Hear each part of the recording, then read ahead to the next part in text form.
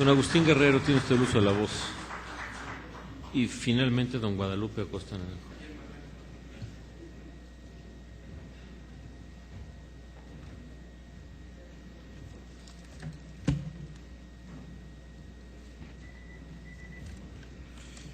Quisiera que ubicáramos el momento de este conflicto. Es un momento excepcional y crítico.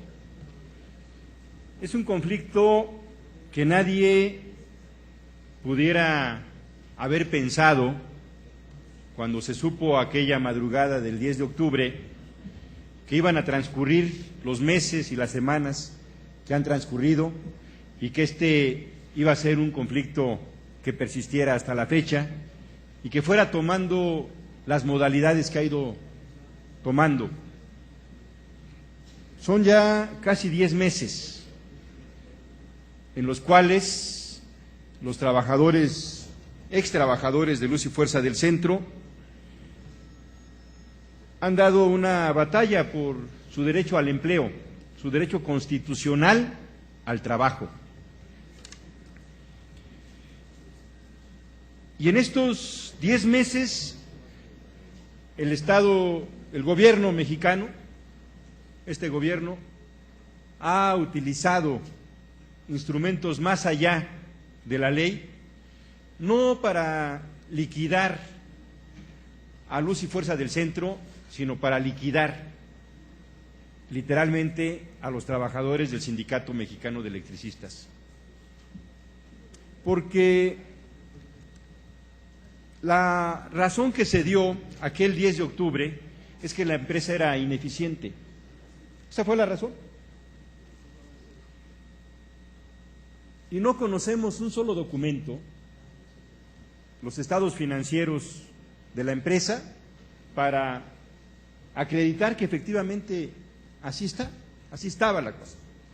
Cuando se le solicitó a la Secretaría de Hacienda que hiciera público esta información que fundamenta el decreto del 10 de octubre, la Secretaría de Hacienda decidió, por la Ley de Transparencia y de Acceso a la Información, que esta información se reservara por 12 años, con un argumento: de conocerse la información de la situación financiera de Luz y Fuerza del Centro, podría ser favorable para la otra parte, es decir, para los trabajadores. Entonces, afirmar que por ineficiente fue que se tomó esa decisión y luego no presentar pruebas y reservarlas por 12 años, pues deja mucho que desear.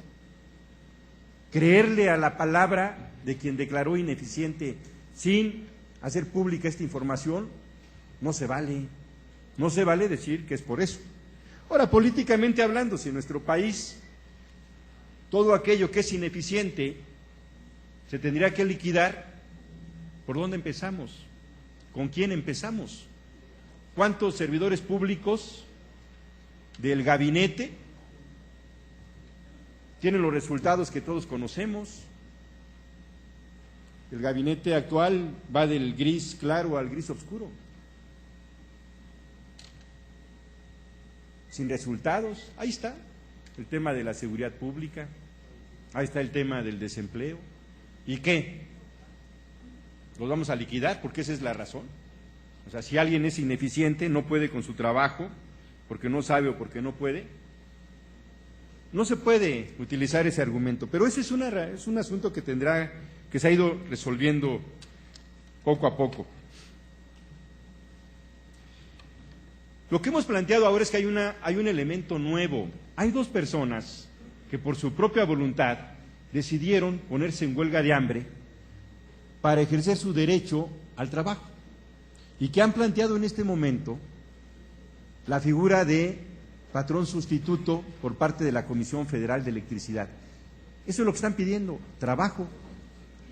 A través de un ofrecimiento que hizo el señor Javier Lozano, de que se iba a incorporar a la CFE a la mayoría de los trabajadores que fueran liquidados. Y eso es una mentira. No más de 1,700 trabajadores de los 42,000, pero de los 22,000 que decidieron en las dos primeras fases aceptar la liquidación. De 22,000 que aceptaron, solamente 700 han sido recontratados por la CFE. ¿Por qué no los 22,000? Porque presupuesto hay, tan hay que acaban de anunciar, y se está llevando adelante, ahora una tercera fase de liquidación por encima de la ley.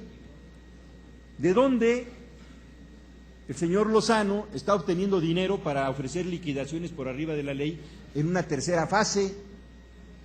Pero además, Javier Lozano está usurpando una función que el decreto del 10 de octubre le dio al SAE, el organismo responsable de la liquidación de los bienes y de las jubilaciones de los trabajadores de luz y fuerza del centro es el SAE, y quien está haciendo la liquidación es Javier Lozano.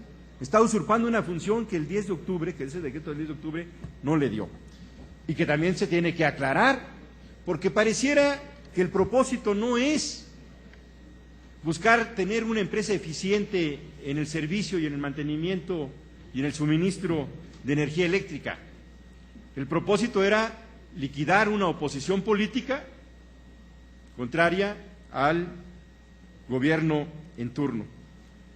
Decía yo que hoy vivimos una situación extraordinaria y crítica porque la vida de dos personas, en su pleno ejercicio de decidir sus formas de lucha, y eso uno tendrá que respetarlo, compartirlo o no, pero tendrá que respetarlo, tenemos que respetarlo, se encuentran ya en una situación extrema. Así lo indican los reportes médicos. Y también no hay que entreverar las razones, senador Camarillo. Cuando usted comenta esta parte de la atención médica a la que hacía referencia el secretario del Sindicato Mexicano de Electricistas a los dos huelguistas de hambre, era porque el gobierno federal ofreció atenderlos médicamente en el curso de esta huelga de hambre. Y la respuesta fue que no, que es la atención médica la hacían los propios, o sea, la gente de confianza del sindicato, un servicio médico de confianza del sindicato, porque no confiaban en que el servicio médico que ofrecía el gobierno federal pues fuera suficiente, por lo menos no contaban con la confianza de ellos. Pero una cosa es eso y otra cosa es lo que usted planteaba en relación a este asunto de los médicos. Yo concluyo simplemente en esta convocatoria que hemos hecho a integrar una comisión que busque ser un intermediario entre los dos trabajadores que hoy están en un estado crítico y el gobierno federal. Y el gobierno federal al más alto nivel, quien puede resolver este conflicto. Ya fue claro que el anterior secretario de Gobernación, a pesar de que se reunió varias veces, no pudo resolver el conflicto. Ya fue claro que el señor Javier Lozano no tiene un interés de resolver el conflicto, él es parte del conflicto. Y yo creo que con sensibilidad podríamos proponernos una reunión el día de hoy con el titular del Ejecutivo Federal, el señor Felipe Calderón, y los dos trabajadores que están en huelga de hambre. De eso se trata esta comisión. Muchas gracias.